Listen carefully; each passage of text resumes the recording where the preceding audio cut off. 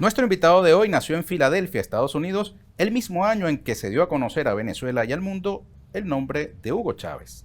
Hijo de maestro y enfermera, es licenciado summa cum laude en Sociología y Castellano y actualmente cursa un doctorado en Historia Latinoamericana y Caribeña en la Universidad de Harvard.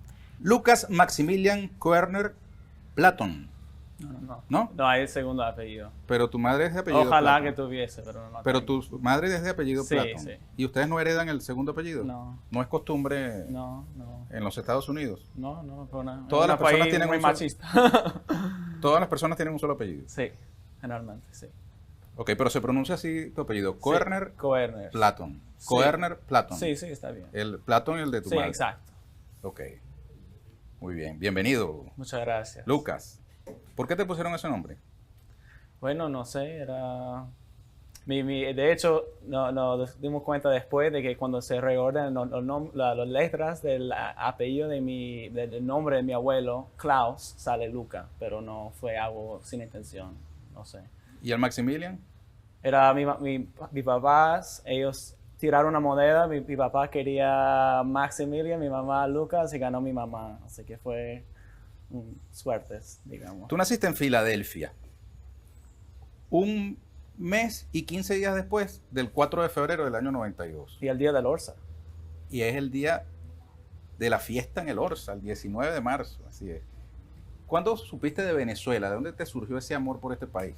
Bueno, o sea, yo creo que fue alrededor de 2006, o sea, de que cuando salió, yo me acuerdo leyendo un artículo del BBC, bueno, medio imperialista que sea, de que Chávez así, debía haber sido el discurso del comandante Chávez en la ONU, diciendo que huele a azufre aquí porque llegó, el diablo estuvo, y bueno, nosotros todos odiábamos el diablo, pues, por cierto, así que para nosotros era ver al comandante Chávez levantar la bandera del socialismo en 2006, o sea, yo tenía 14 años, o sea, mi papá, yo soy nángara, o sea, mi papá es comunista y mi mamá también de simpatías izquierdistas, así que, bueno, para nosotros ver, bueno, el resurgimiento, la esperanza al sur de nosotros era algo muy conmovedor, así que de una estábamos todos, obviamente, en solidaridad y apoyando al comandante Chávez. Desde el 2006, ¿cuántas veces has venido acá al país? No, yo vine por primera vez en 2015, así que porque tenía 14 años, yo fui a la universidad y yo estudié en Chile, o sea, no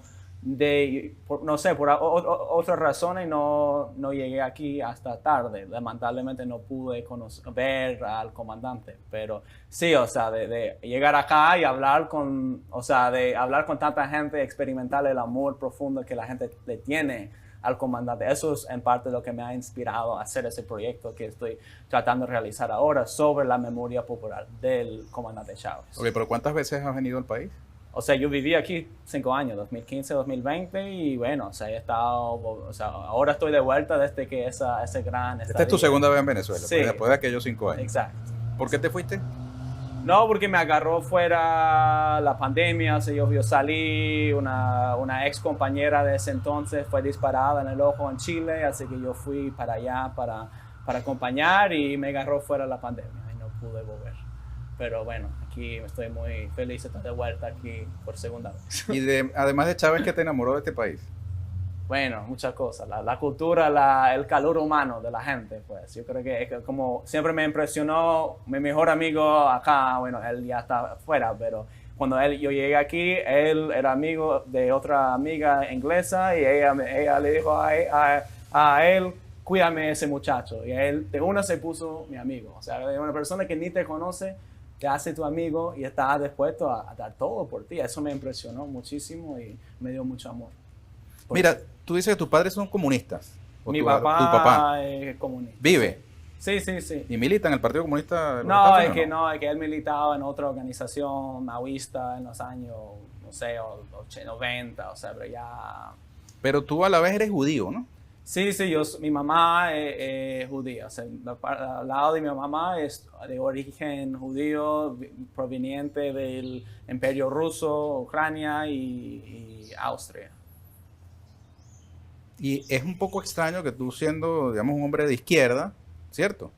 Porque eso sí lo eres, ¿no? Te reconoces como hombre de izquierda. Sí, por supuesto. Eres un estudiante de Derecho de la Universidad de Harvard. Bueno, de historia. Perdón, disculpa, estudiante del doctorado en Historia Latinoamericana y Caribeña en Harvard. Yo nunca en ningún momento pensaba que me iban a aceptar en Harvard, pero bueno, o sea, uno tiene que ocupar todo el espacio que, bueno, hay una gente allá que realmente sí tienen compromiso con Latinoamérica y, bueno, uno tiene que siempre andar con cuidado, pero yo creo que hay que dar la batalla en todo el espacio. Eso también los enseñó el comandante Chávez, de que va a entrar el Estado burgués y, bueno, yo no tengo ilusiones que vamos a cambiar Harvard, no, hay que... Bueno, no voy a hablarlo así. Hay que expropiar, hay que nacionalizar Harvard y devolver todo lo que han robado de todos los países, porque vamos a hablar claro, es una empresa multinacional que ha lucrado de poseer de conocimiento, de monopolizar el conocimiento. Y eso, tiene 50 mil millones de dólares de su presupuesto. O sea, es enorme. Así que aquí no represento a Harvard, yo estoy en contra de lo que representa a Harvard, pero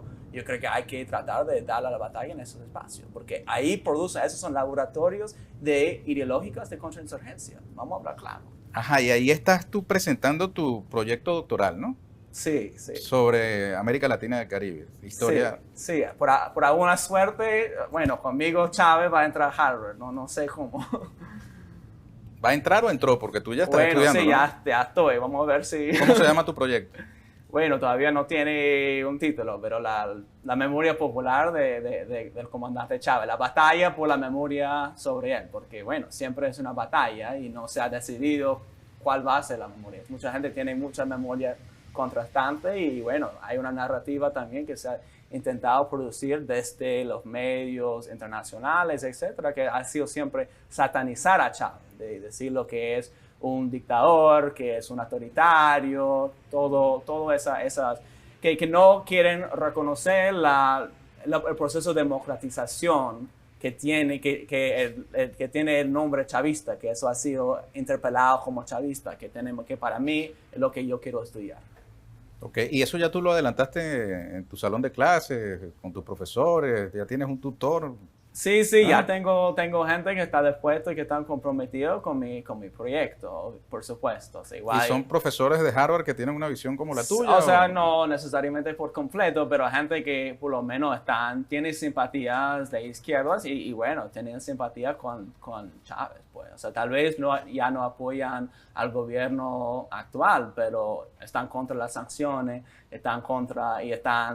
reivindican el proceso bolivariano y que hay algo aquí que merece estudiar, pues. Mira, y a ti te percibirán como algo extraño, ¿no? Y en ese círculo académico, por tu postura. Sí, o sea, porque a mí me cuesta callar la boca, así que es difícil estar en ese entorno en que uno tiene que siempre estar teniendo cuidado, porque ahí, bueno, hay mucho, ahí está, bueno, asesor de Obama, Larry Summers, que era presidente de Harvard, hay mucha gente, Alan Dershowitz, que es un sionista muy importante, que era muy defensor del Estado de Apartheid de Israel, hay mucha gente, está lleno, Ricardo Hausmann también está en Harvard, como todos lo conocemos, así que está lleno de enemigos también.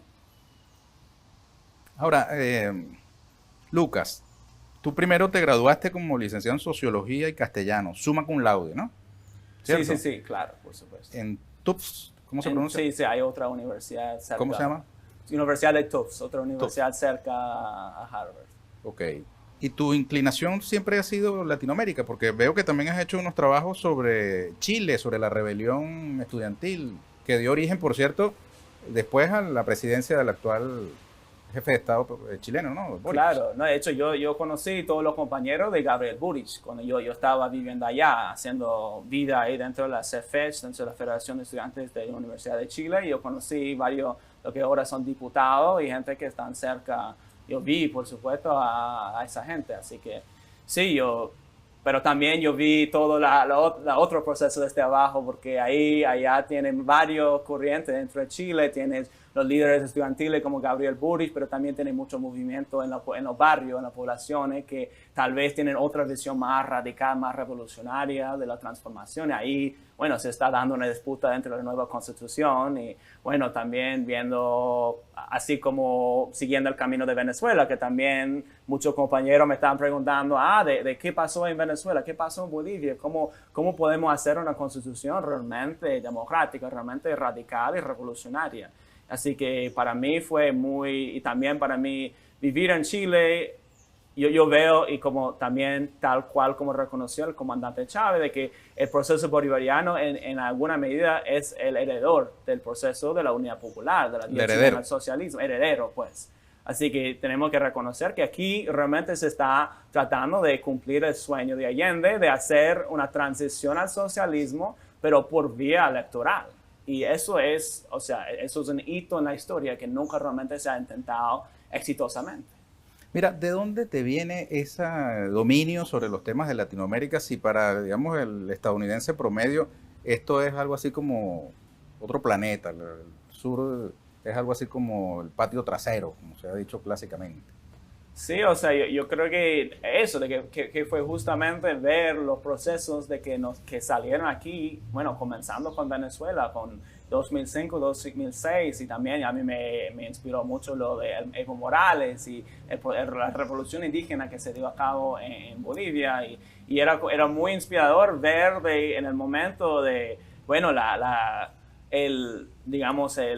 revancha imperial tan salvaje de Bush y todo lo que representó Bush, y bueno, que Obama realmente profundizó y puso una cara más bonita tal vez, de que ver todo eso, y mientras tanto en Latinoamérica era la vanguardia de la esperanza en muchos sentidos, de muchas cosas que queríamos hacer en Estados Unidos, y bueno, por lo menos para mí me llamó la atención. Yo creo que otra gente tal vez no estaban prestando atención, y creo que todavía no se ha realmente prestado suficiente atención, no se ha apreciado la dimensión de los cambios y las transformaciones que se ha logrado y se pudieron lograr a pesar de la contrainsurgencia imperial incesante en las últimas 2 décadas. Y no solo en Venezuela, podemos hablar de Brasil, el Lava Jato, que Estados Unidos ha pretendido apagar ese fuego en todo el continente. Y bueno, tenemos que apreciar que ese fuego no se apagó y ahora se está, digamos, reencendiendo en otras formas, en otros contextos, pero se está reencendiendo, pues. Y tú presenciaste el recrudecimiento del bloqueo de Venezuela. Estuviste aquí hasta el 2020, pues, sí. ¿no? O sea, viviste momentos duros. Todavía siguen siéndolo, pero ha habido digamos, un nuevo impulso, una nueva perspectiva que se ha venido abriendo en los últimos tiempos para Venezuela. Incluso los propios Estados Unidos, el gobierno estadounidense ha venido moviendo algunas piezas en una relación que pareciera eventual e hipotéticamente poder ser distinta. ¿Tú cómo ves eso? Yo soy muy sospechoso. Yo creo que soy más sospechoso del gobierno que cualquiera acá, porque bueno, yo los conozco dentro, que esa gente no, y el presidente Maduro lo dijo muy bien en enero, dijo que esa agresión contra Venezuela, ese bloqueo es permanente, es incesante, eso no va a parar, no va a haber un cambio de postura de verdad. Puede ser que haga una maniobra táctica, que pueden ser que van a dar un poco, porque vamos a hablar claro, no es que ellos cambiaron de corazón y dicen, nos equivocamos en nuestro intento de destruir la democracia participativa en Latinoamérica, en todos esos países, vamos a dejar que ellos se gobiernan y estén bien y desarrollen. No. Ellos se dieron cuenta que calcularon mal con sus sanciones contra Rusia, y bueno, ahora lamentablemente las clases trabajadoras norteamericanas son los que estamos pagando, la clase popular lo que estamos pagando la cuenta de eso, pero hay una crisis global acentuándose a raíz de las sanciones contra Rusia, de que ellos pensaron que, bueno, podían hacer lo que hicieron contra Venezuela, de que, bueno, con el bloqueo en 2019 pensaron que iba a tumbar a Maduro y Guaidó iba a asumir presidente en unos días, una semana, y bueno, pasó la semana y los meses y lo vimos aquí y no pasó, pero otra vez intentaron lo mismo y ahora toda la economía mundial es una crisis absolutamente horrible, pero el punto es que cualquier apertura táctica que va a haber va a ser responde a la desesperación a responder a esa crisis, y no cualquier realmente aprecio por la democracia, y yo no creo que vayan a hacer nada, porque aquí dijeron al final Chevron que pueden hablar con el gobierno, o sea, ni dieron ningún permiso para nada, así que yo veo muy difícil que cualquier cosa cambie, lamentablemente. Tú en eso secundas al Che Guevara, que decía que al imperialismo ni un tantito así. Ni un tantito, hay que confiar nunca en el imperialismo. Bueno, tú los conoces, son compatriotas tuyos. O sea, sí, bueno, uno estudia la historia norteamericana, uno sabe que, bueno, tenemos bastante evidencia que ellos mismos mataron a John F. Kennedy, o sea, ellos mismos mataron su propio presidente. O sea, eso no es una cosa de locura, eso es algo que está mucha gente de investigadores, de libros, una biblioteca podemos armar aquí, de gente que ha investigado eso. Así que cuando sabemos que ellos estaban capaces de hacer eso contra su propio presidente, o uno de ellos, ¿qué están capaces de hacer contra ustedes o contra el pueblo llano en general en Estados Unidos? Pues.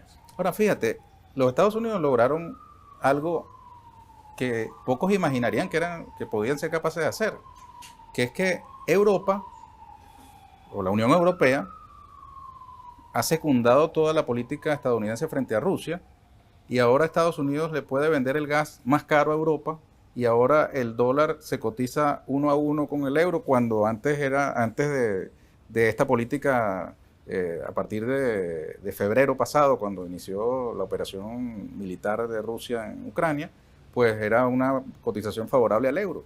Pareciera que con Europa a los Estados Unidos sí le están saliendo las cosas según su plan, ¿o no? Bueno, como usted sabe, nuestro amigo Ramón Grossfogel habla de la colonización de Europa con todo eso, y yo creo que hay mucha certeza ahí, pero yo creo que tampoco le está saliendo todo como quisieran, pues, porque sabemos que el gas, el LNG, el gas natural líquido, no hay suficiente para suministrar a Europa. Eso va a ser un invierno fuerte, o sea, digamos, para la clase obrera europea, asesina y catastrófica, y eso es la culpa de sus gobernantes, que no va a haber suficiente gas. Ahora sus suministros están casi vacíos, la reserva ya no hay, y que ahora están aconsejando a la gente a tomar duchas frías en Europa. O sea, imagínate en cuando hace menos 20 grados, cómo va a ser. O sea, es muy fuerte. Pero yo creo que eso en la práctica es un consejo de no bañarse. Exacto. O sea, bueno, yo creo que esos gobiernos van a ir tumbándose uno por uno. O sea, eso es lo que va a pasar. Ya comenzaron a caer algunos. Exacto. ¿No? Boris Johnson. Yo creo que no, para nada es sostenible esa política, y yo creo que va a terminar con, bueno, sabemos que la consecuencia política en Estados Unidos va a ser la masacre política que viene en las elecciones en noviembre en Estados Unidos. O sea, yo no lo veo como con buenos ojos, que eso es una buena cosa, que vuelvan a los republicanos, porque sabemos que los republicanos son los mismos criminales de guerra, pero sin la disfraz como bonita, pues. O sea, ni intentan tomar un discurso bonito. O sea, ellos hablan con lo que piensan, y es como robar y matar. Eso es lo que son malandros, como ¿Este tiempo de Biden ha favorecido a Trump? Yo creo que sí, porque Trump ya está con o sea, ya todas las encuestas están comenzando a mostrar que ya está aventajado frente a Trump en las elecciones. Frente a Biden. Perdón, frente a Biden, sí, en 2022, pues. O 24, perdón, el mismo que acá. Sí, o sea, yo creo que sí, o sea, va a ser muy, muy, muy fuerte, y porque, bueno, ¿qué han hecho los demócratas cuando entraron?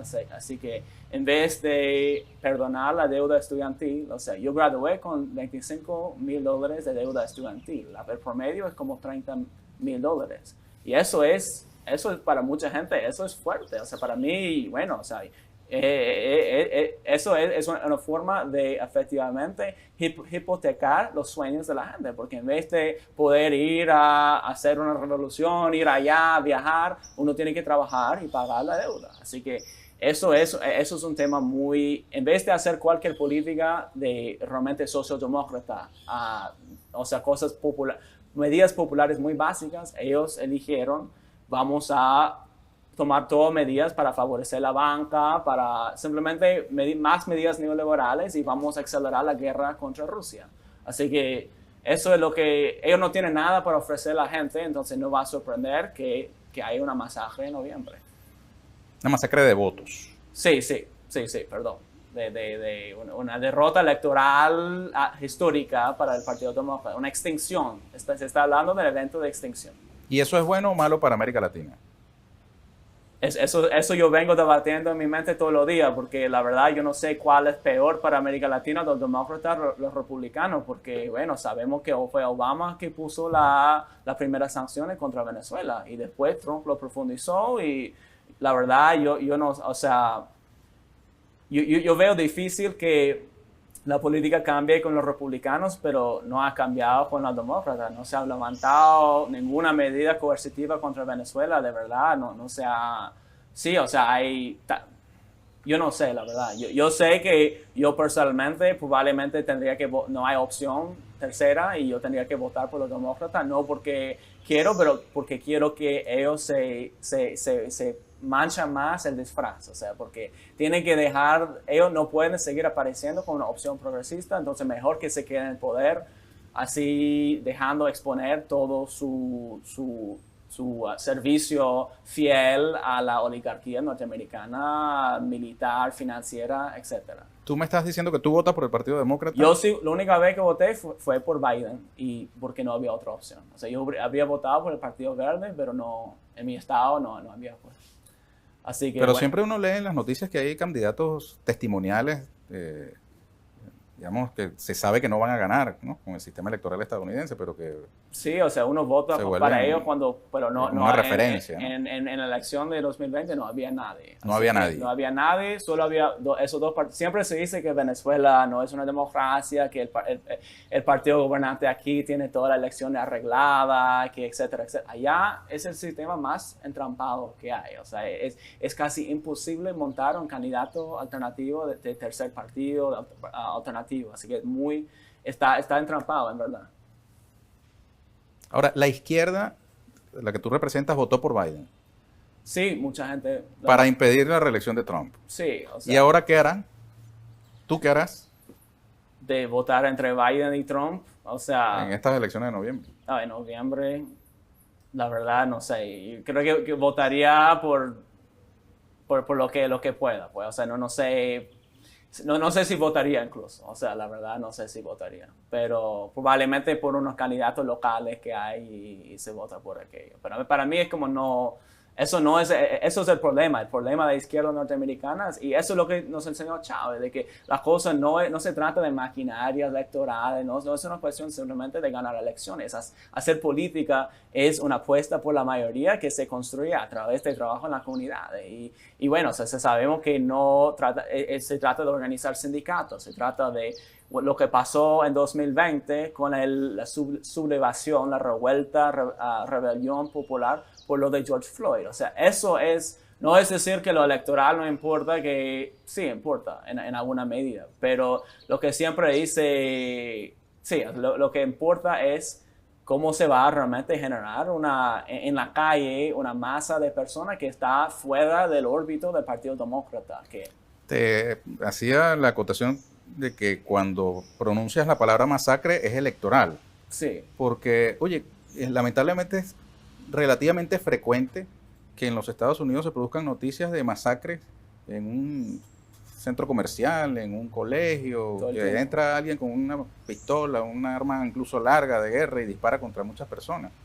Tú como estadounidense, ¿cómo ves ese fenómeno? ¿Por qué pasa eso? Bueno, yo creo que como historiador yo lo vería en una forma de tener que verlo, es que eso es un país que se fundó a través de bandas de colonos blancos con armas, masacrando a gente indígena y conquistando territorio para llevar la esclavitud o economías organizadas en torno al trato de esclavos. Eso es Estados Unidos en su esencia. Lo mismo como podemos hablar de Israel hoy día, que también son personas europeos con armas desposeyendo la gente indígena del territorio. Así que tenemos que ver eso como un fenómeno continuado de muchas de esas personas. Primero tenemos que ver, por ejemplo, lo que pasó, la masacre en Nueva York más reciente hace un par de meses. Fue un tipo que fue inspirado por el batallón Azov, de que fue inspirado por la ultraderecha ucraniana, y así que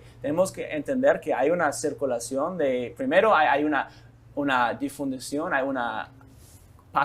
hay el nivel de patologías psicológicas en la sociedad, producto de la condición de las medidas neoliberales que hay, de que hay una crisis de vivienda, que no hay salud pública, que no hay atención psicológica, de que todas esas medidas crean una crisis a nivel social, de que se está manifestando, que es el tejido social se está fragmentándose. Y eso es lo que estamos viendo. Y tenemos que entender eso en el contexto de un país, construido en base y cuyas relaciones fundamentales son, la supremacía blanca, el racismo, el patriarcado y todo eso en torno a mantener un sistema de acumulación a costilla de los países del sur, pues. O sea, tenemos que entender que hay periferia dentro de Estados Unidos y periferia afuera, y de que la lucha de esos pueblos son las mismas para efectivamente descolonizar Estados Unidos, para devolver las tierras a los indígenas, como están exigiendo el movimiento Nación Roja en Estados Unidos, se llama el Land Back, o devolver la tierra, que todos los parques nacionales en Estados Unidos tienen que ponerse bajo el control de grupos indígenas. Lo mismo en la Constitución bolivariana, que dice que tiene que haber una demarcación territorial en Estados Unidos, grupo que mucha gente que también ha venido para acá, el camarada Nick S., que ha venido acá, que están exigiendo eso. O sea, se trata de una descolonización que solo puede implicar el desmantelamiento, sino la destrucción en ciertos términos, o no necesariamente violenta, del imperio norteamericano como una fuerza depredadora a nivel mundial. No sé si viste al Papa Francisco con unas plumas indígenas en Canadá pidiéndole perdón a los indígenas canadienses por el papel de la Iglesia Católica en la conquista y en una especie de guarderías de niños indígenas que llevó la Iglesia Católica. No lo vi. ¿No lo viste? No me sorprendería. O sea, en Canadá, a todo el mundo le gusta comparar Canadá con Estados Unidos, que Canadá fuera el hermano menor, como más chévere, más bonito, menos sangriento, pero Canadá está cómplice en todo. En América Latina, vamos a hablar claro, las empresas mineras canadienses han sido una fuerza absolutamente atroz en penetrando territorios por todo el continente, y Canadá, siempre su política exterior ha sido subordinada en la mayoría de los casos, tal vez con excepción en un periodo de los años 60, a los intereses de Estados Unidos. Tratar de, vimos como Chrystia Freeland y Canadá se prestó para el Grupo de Lima y el rol que jugó ahí. Y no sorprende entonces también, eso es una reflexión también de lo que está pasando adentro, de que Canadá es también un proyecto de colonización de tierras indígenas, y por eso los indígenas de Canadá también están luchando igual que Estados Unidos, pues. Mira, tenemos que hacer una pausa. Al regreso vamos a hablar un poco más de Venezuela, ya que tú regresaste, te fuiste en un tiempo, volviste. ¿Cómo has visto el país en el cual viviste durante 5 años? Y también mirar un poco más cerca de nuestro entorno. El 7 de agosto asume la presidencia de Colombia Gustavo Petro. Por primera vez un hombre que se reconoce de izquierda asume el gobierno en esa nación hermana. Quisiera tus perspectivas después de la siguiente pausa, cuando volveremos con Lucas Maximilian Körner. ¿Así? Eso. Muy bien. Aquí con Ernesto Villegas. Lucas Maximilian Körner. Eso. Así se pronuncia, ¿verdad? Eso. Körner. Eso. Muy bien. Es nuestro invitado de hoy. Él es estudiante doctoral en Historia Latinoamericana y Caribeña de la Universidad de Harvard. Es decir, candidato a doctor. Exacto. ¿Cierto? Sí. Ha sido estudiante egresado en Sociología y Castellano, summa cum laude, en la Universidad de Tufts. ¿Cierto? Exacto. Y ha sido periodista y editor de un portal en inglés referido a Venezuela que se llama venezuelaanalysis.com. Correcto. ¿Cierto? ¿Puedes explicarnos en qué consiste venezuelaanalysis.com? Sí, Venezuela Análisis es un proyecto comunicacional que fue fundado en 2003, justo después del golpe de Estado contra el comandante Chávez, por parte de un grupo de internacionalistas del norte, liderado por Gregory Wilpert, que también, casado con la ex embajadora nuestra acá, y esa iniciativa tuvo la misión de tratar primero de dar otra visión sobre Venezuela para el público angloparlante, porque sabemos que el golpe de Estado de 2002 fue un golpe de Estado mediático y fue tal vez el primero de ese, como usted ha escrito sobre eso. Y por eso la importancia de tratar de dar otra visión en inglés. Y eso es un proyecto que viene desde entonces tratando de contrarrestar esa guerra mediática. Tú tenías 11 años en esa época. ¿Cómo? Eras un muchacho. Yo no estaba parte, yo soy de la tercera o cuarta generación que entró en ese proyecto, porque mucha gente vino para acá para vivir y trabajar en solidaridad con el proceso bolivariano en esos años y estaba afiliado con ese proyecto. O sea, pero yo llegué, bueno, cuando se prendió el peo, como se dice acá, en 2015, cuando la cosa se pusiera más fuerte y bueno, tuvimos un deber mucho más intenso de, bueno, en momentos como la guarimba de 2017 o después, todo lo que pasó después del 23 de enero de 2019, de tratar de estar en ese combate mediático. Pero también la segunda parte de esa misión es igual o incluso más importante, tratar de dar voz a la base de ese proceso bolivariano. O sea, mucha gente que son líderes y lideresas de movimientos populares, del movimiento pobladores, por ejemplo, diferentes comunas, sea el camarada Robert Longa, el Comuna del Panal 2021 y todo esas diferentes experiencias populares y tratar de mostrar la riqueza que tiene y que sigue vigente y viva del proceso bolivariano. Así que eso es lo que andamos. Pues. 5 años no pasaron en vano. Tú eres un gringo venezolanizado. Usas expresiones coloquiales. No vale. Mira, Lucas, ¿cómo ha sido la diferencia del país que dejaste, Venezuela, en el año 2020, ¿no? Te fuiste en el 2020. Exacto. Por la pandemia te quedaste, fuiste a Chile, ¿no? Sí.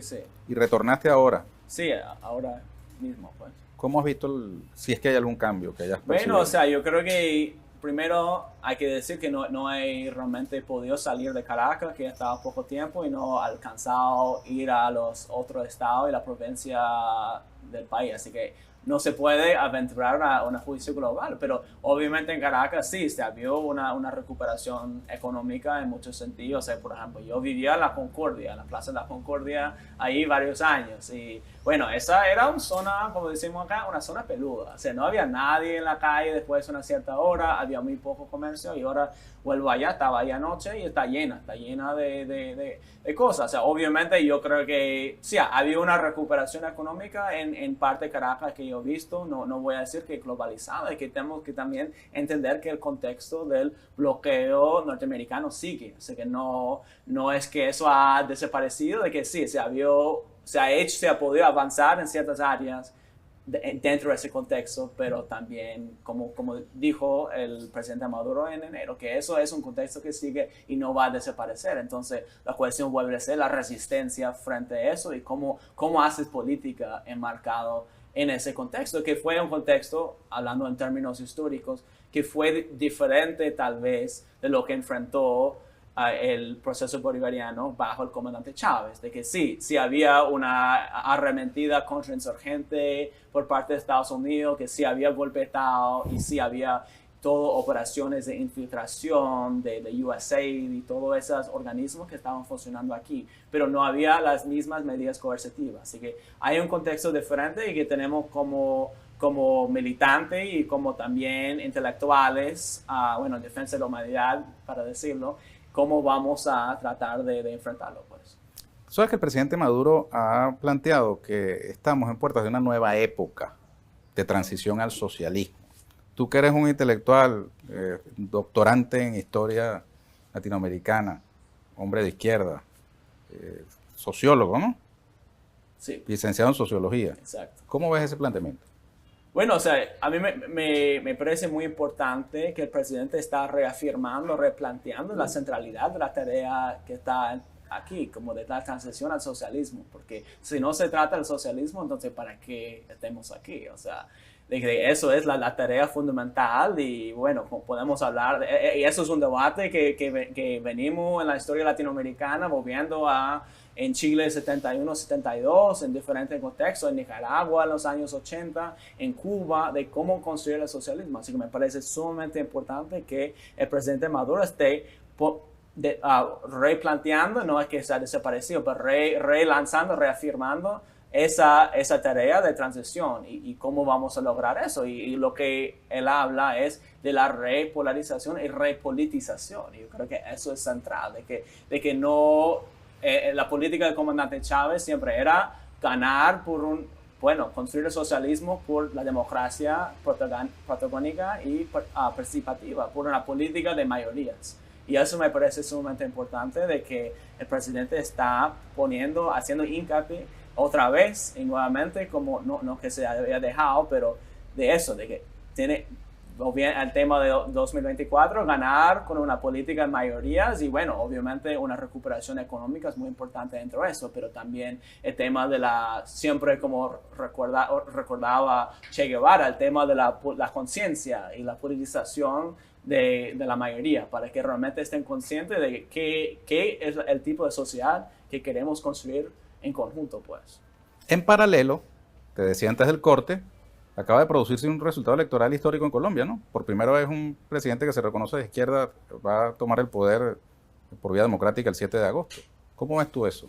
Bueno, obviamente es algo histórico, o sea, también moviendo atrás podemos hablar de Jorge Eliezer Gaitán, o sea, lo que hubiese sido el primer presidente de izquierda de Colombia y habría cambiado la historia de Colombia si no fuese asesinado ahí de forma tan cruel justo en 1948.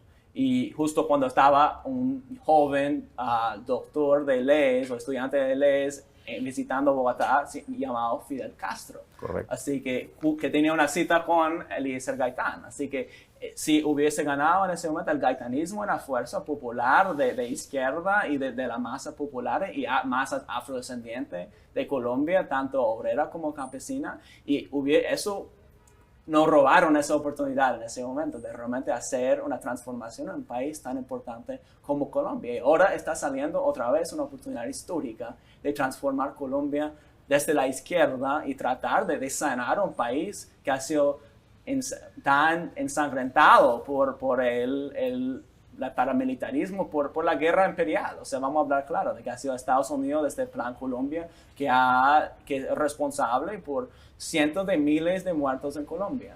Así que ahora es una oportunidad histórica y ahora, bueno, la cosa tiene buena vista hasta ahora en términos de que se va a devolver empresas estatales a Venezuela, de que va a haber una reapertura, exacto, reapertura de frontera y todo eso. Así que tenemos que ser pacientes y entender que Gustavo Petro lo tiene muy duro, pues. Pero porque, bueno, eso la derecha colombiana es muy peligrosa, así que tenemos que tener esperanza, pero también, bueno, vamos a ver qué sucede ahí. O sea que tú eres optimista, cauteloso con Colombia y absolutamente pesimista con los Estados Unidos respecto de Venezuela. Sí, lamentablemente yo creo que con Estados Unidos, no sé, o sea, yo soy, o sea, yo siendo persona y parte de un proyecto comunicacional que tiene la misión de educar el público, principalmente norteamericano, sobre Venezuela y el proceso bolivariano y las sanciones. Así que yo me he dedicado a la política de tratar de educar a la gente para oponerse al bloqueo. O sea, yo no lo digo como un pesimista resignado, yo lo digo como alguien que para mí eso es la tarea máxima de nosotros que estamos en el imperio, es labor a favor de tratar de poner frenos a la agresión imperial, no solo contra Venezuela, sino contra todos los países, para dar más espacio para que puedan respirar a estos países y para construir alternativas. O sea, yo hablando de esa perspectiva, pero igual yo soy pesimista de realmente en el corto plazo se va a ver un cambio fundamental de política, porque ya vimos como Biden también prometió lo mismo respecto a Cuba y qué pasó. O sea, qué pasó con Irán también, ¿no? Irán que fue traicionado primero por Obama, que nunca cumplió con el acuerdo nuclear, después por Trump y ahora por Biden. O sea, de que ellos no tienen ningún respeto. Lo único lenguaje que ellos hablan es la fuerza. Y tenemos que hablar claro con eso. También ellos sostienen que los Estados Unidos no tienen amigos sino intereses. Y hay en este momento un supremo interés por el acceso a la fuente de energía en el mundo, ¿no? Y nosotros tenemos ese petróleo que a ellos les hace falta. Sí, o sea... Sí, eso puede ser muy bueno y muy malo a la vez. El problema en Estados Unidos es que incluso sí en la administración, en la administración de Joseph Biden hay gente que está dispuesto a hacer ese negocio con Venezuela, levantar las sanciones, pero hay otra gente en su misma administración que están en contra de eso y gente en su mismo partido que también lo oponen como como Menéndez en Nueva Jersey y gente, y también los republicanos. Así que es una cosa muy entrampado en que incluso si hay gente en la administración que quiere levantar las sanciones, hay, como lo hicieron, enfrentaron con todo una respuesta, una reacción muy fuerte en los días y semanas después de que llegó la delegación de alto nivel acá. Así que me parece que no es solamente un tema de intereses norteamericanos como una abstracción, pero de que hay diferentes fracciones de poder que están bloqueando y preveniendo que hay una política coherente por parte del Estado norteamericano que no sea lo mismo que ya tenemos. Mira, volviendo al patio nuestro, América Latina, también están en puertas las elecciones en Brasil y todo indica, así, arriesgándonos a hacer un pronóstico que ganaría Lula nuevamente. Por eso, no? sí, en ese sentido, volviendo a su pregunta anterior, ¿cuál sería mejor para Latinoamérica, los demócratas o los republicanos? Yo sí creo que si Trump hubiese ganado en 2020, el golpe de Estado en Brasil probablemente ya habría pasado o ¿Se habría ocurrido? Sí, ha sucedido porque, bueno, sabemos con la relación muy estrecha que tiene Trump con Eduardo Bolsonaro, pues. O sea, desde que los demócratas parecen que no están dando la luz verde al golpe de Estado en Brasil porque no es que no quieren. O sea, vamos a acordar que la administración de Johnson en 1964 apoyó el golpe de Estado en Brasil, que tumbó el primer proceso democrático progresista de Django Goulart en ese momento. Así que tenemos que entender que no es por eso, pero es que si fueran a hacer un golpe de Estado, bueno, sería muy sangriento y creo que ellos no estarían dispuestos a públicamente asumir eso. O sea, yo creo que Lula, bueno, inshallah, Lula va a ganar esa elección y que eso puede, yo creo, cambiar el equilibrio de fuerzas a nivel continental posiblemente y abrir el campo para más transformaciones. Eso es mi esperanza, de que con Lula aquí en Venezuela se puede profundizar, se puede avanzar hacia el socialismo, avanzar hacia la comuna y el poder comunal en todo sentido. Pues. Aun cuando esas expresiones de izquierda o progresismo, como se identifican, no necesariamente tienen el mismo carácter que la revolución bolivariana, ¿no? No, o sea, por eso yo estoy estudiando Venezuela, porque me parece que el proceso bolivariano tiene unos rasgos y una naturaleza que sí es distinta, que levantar la bandera del socialismo es algo que lo distingue de los otros procesos y yo diría que no hubiese sucedido esos mismos procesos en los demás países, tal vez de la misma forma, sin Venezuela, sin el proceso bolivariano a partir de 98-99. Así que hay un protagonismo clave en Venezuela, pero no debemos subestimar tampoco lo que, por ejemplo, el proceso liderado por el PT en Brasil, que sus logros fueron impresionantísimos, o sea, fueron muy, muy importantes y bajo condiciones muy diferentes. Tenemos que como analistas reconocer que cada país tiene sus propias condiciones y de que en Colombia no van a ser lo mismo que acá como Brasil. No has mencionado a Cuba. Bueno, Cuba, yo siempre, Atilio Borón siempre dice de que Cuba manteniéndose así, todavía con las banderas altas durante el periodo especial, sobreviviendo esa escalada del imperialista durante los años 90, eso fue la condición de posibilidad para la oleada progresista, para la revolución bolivariana y todos los otros procesos del continente. Y yo diría también que Venezuela sobreviviendo la arremetida de oro también puede ser una condición de posibilidad para los nuevos procesos, aunque también indirecta y es de otro carácter. Pero Cuba sigue resistiendo y eso también tenemos que entender que también Cuba ha sufrido más que Venezuela en estos años porque con Trump se anunció un recrudecimiento de las medidas coercitivas contra Cuba con más de 200 nuevas medidas. Todo lo que había hecho Obama se había como hecho para atrás. Y Cuba, entonces las condiciones en Cuba están muy, muy, muy duras y yo creo que más duras incluso que acá. Y Y bueno, o sea, Cuba sigue resistiendo, pero es muy difícil enfrentar todo eso, tratar de lograr algún tipo de recuperación económica, porque eso es lo que los jóvenes en Cuba están exigiendo trabajos. Y es muy difícil cuando estás en el gobierno, de que cuando tienes ese bloqueo, poder lograr eso. Así que, pero bueno, lo importante es que la alianza entre Venezuela y Cuba sigue fuerte y sigue intacta, y siempre que eso sea así, yo creo que hay espacio para maniobrar y avanzar. Lucas, tú dices que tu misión es contrarrestar las matrices que sobre Venezuela existen en los Estados Unidos, ¿verdad? Sí. Pero, ¿con qué armas los haces? Porque pareciera una lucha más desigual que la de David y Goliat, ¿no? Sí, o Salvo sea, que tú tengas algún arma atómica escondida por allí que no conozcamos, ¿no?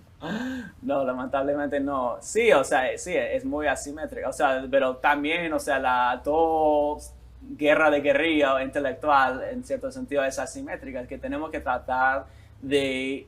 Yo estoy aquí en ese campo, en esa trinchera académica, porque yo todavía creo, tal vez si me preguntan en 2 años tendré otra opinión, todavía creo que es importante producir investigación académica. ¿Por qué? Porque es, como dije anteriormente, esos son laboratorios de contrainsurgencia. Si vamos a volver a los años 50, fueron esos mismos teóricos de la teoría de la modernización que inventaron el concepto de peronismo para tratar de denominar toda la clase de procesos políticos patológicos, procesos políticos caracterizados por un retraso, de una transición incompleta de la sociedad tradicional a la sociedad moderna, y entonces surge ese tipo de líder carismático, autoritario, porque esas masas rurales, racializadas, de origen indígena, etcétera, no pueden gobernarse a sí mismos y no pueden construir una sociedad moderna, capitalista, etc. Entonces surge el peronismo, entonces surge el chavismo. Para mí, tenemos que producir conocimientos para combatir eso. Tenemos que producir otros entendimientos sobre lo que pasa en este continente, y principalmente para desarmar esos conceptos que son armas de guerra, de que los conceptos, las ideas son a veces más fuertes y más devastadores que los mismos armas, porque pueden convencer millones de personas que esas personas no son como nosotros, no son humanos como nosotros, entonces podemos poner sanciones y causar miles, cientos de miles de muertos. Así que tenemos que dar la batalla ideológica, pues. Mira, tu mamá, que es enfermera prenatal, ¿no? Sí. Ella se llama Laura Sí. Platon. Ella es de origen ucraniano, me decías. No, ella, mi abuelo, mi bisabuela vino del Imperio Ruso, de lo que hoy día es Ucrania. La abuela de ella. La abuela de ella, sí. Ok. Sí. ¿Y cómo estás viendo tú el conflicto armado allí en Ucrania?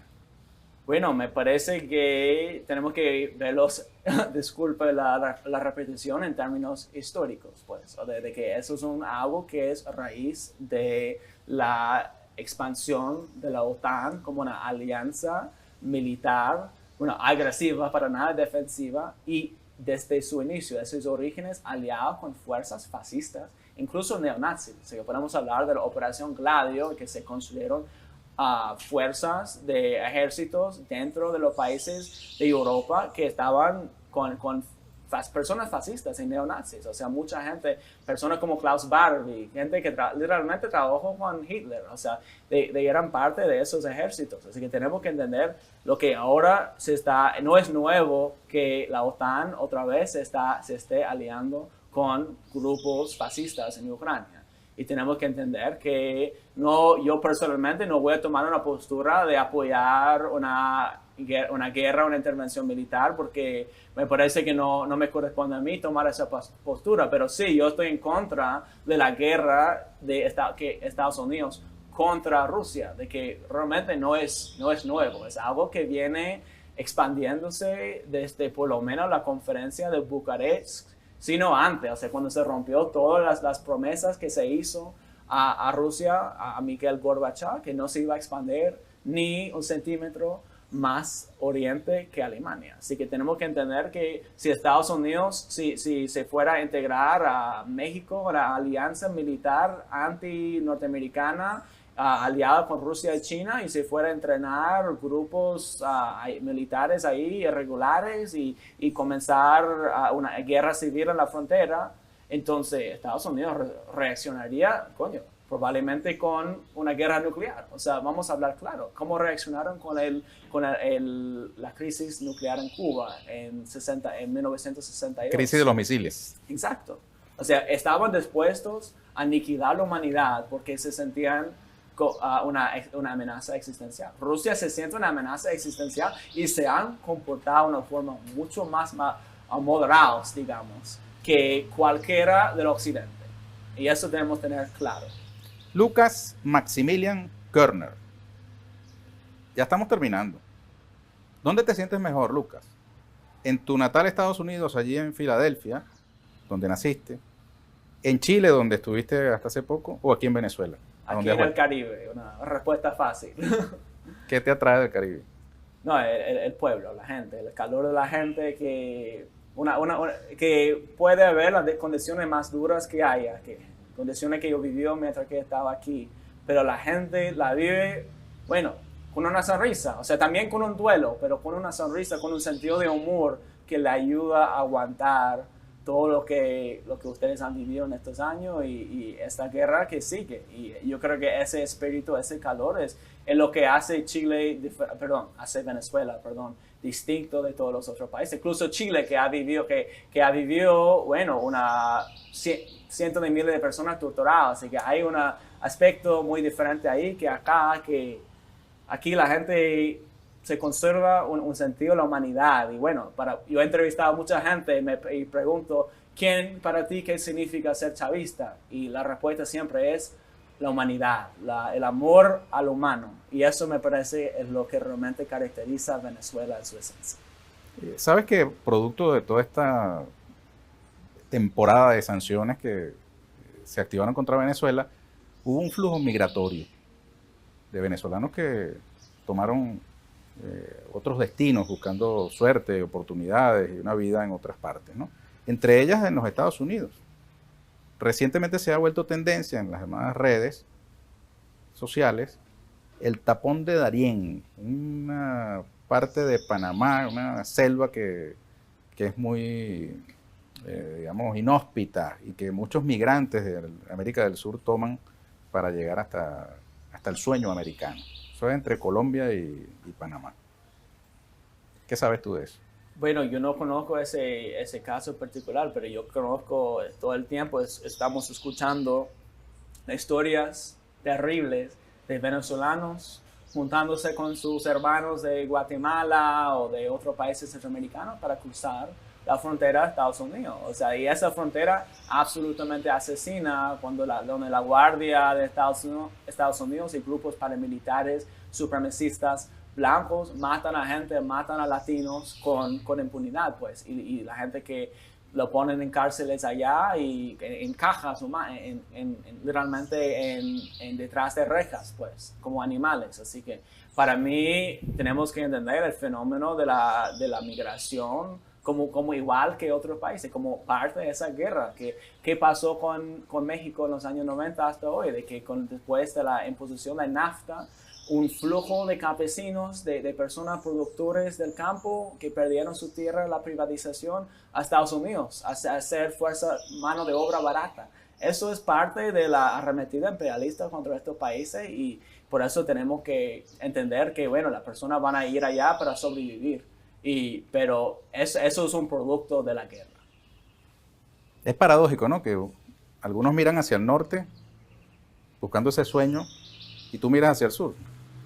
Yo creo que, bueno, como dice la consigna Telesur, nuestro norte es el sur. O sea, yo creo que para ser una izquierda coherente, y siempre, o sea, la izquierda coherente en el norte siempre ha sido una izquierda anticolonial, antirracista, en solidaridad con los movimientos de liberación nacional, con el espíritu del Bandung, como en Indonesia, en todos esos países que comenzaron a liberarse de los poderes coloniales en los años 50 y 60 y 70 y gran parte de la izquierda de Estados Unidos y Europa estaba igual que los movimientos dentro de Estados Unidos de descolonización, de las Panteras Negras y los movimientos de Martin Luther King y Malcolm X y todos esos personajes que tenemos que entender que eso de la izquierda tiene, si no es anticolonial, si no es antiimperialista, si no está en solidaridad permanente con las luchas de los pueblos del sur, que es la mayoría de la humanidad,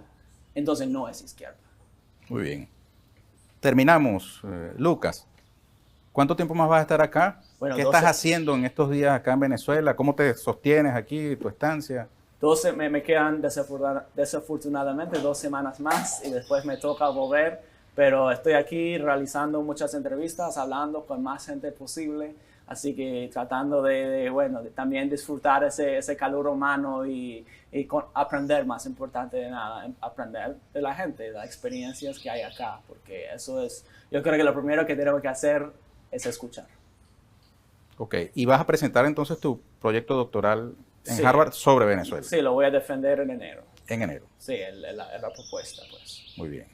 ¿Y tu tutor quién es?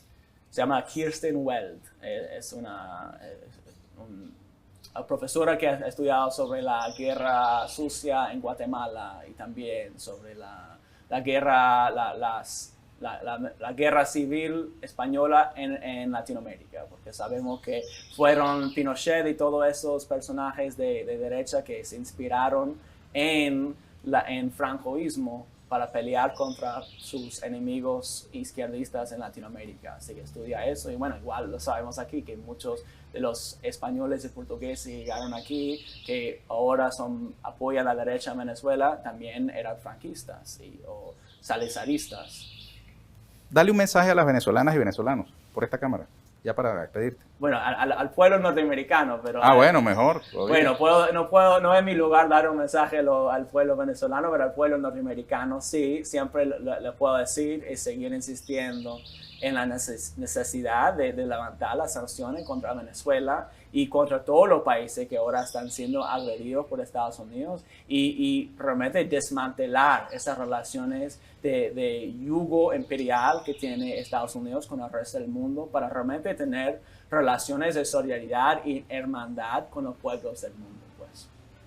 Gracias, Lucas. Muchas gracias a ustedes. Éxito. Amigas, amigos, muchísimas gracias a ustedes por habernos acompañado. Yo los espero aquí en una nueva oportunidad, aquí con Ernesto Villegas, siempre con muchísimo respeto por ustedes. Chao.